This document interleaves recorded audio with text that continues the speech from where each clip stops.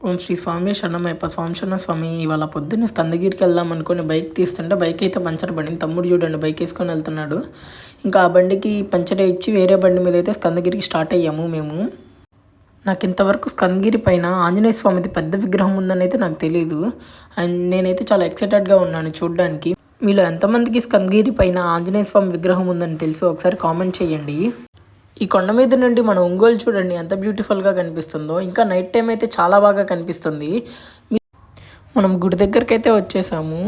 కాకపోతే ఇక్కడ వీడియోలు అయితే తీయడానికి లేదంట. ఒకసారి ట్రై అయితే చేద్దాం మనం. ఇవాళ మంగళవారం కదా, ఆంజనేయ స్వామిని సుబ్రహ్మణ్య స్వామిని ఇద్దరిని కవర్ చేద్దాం అనుకొని స్కందగిరికి వచ్చాము.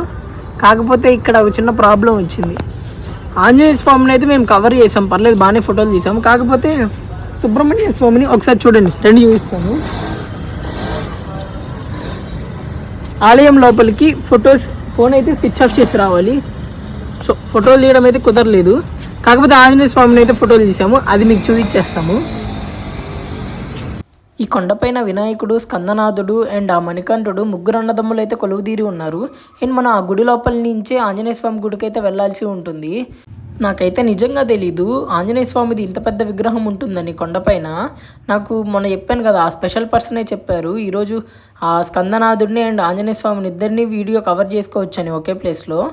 సో అందుకే మనం ఇవాళ స్కందగిరి పైన ఉన్న సుబ్రహ్మణ్య స్వామిని ఇంకా శ్రీ ఆంజనేయ స్వామిని కవర్ చేద్దామని వచ్చాము. కాకపోతే ఆ సుబ్రహ్మణ్య స్వామిని అయితే కవర్ చేయలేకపోయాము. ఆంజనేయ స్వామిని అయితే లక్కీగా తీయగలిగాము.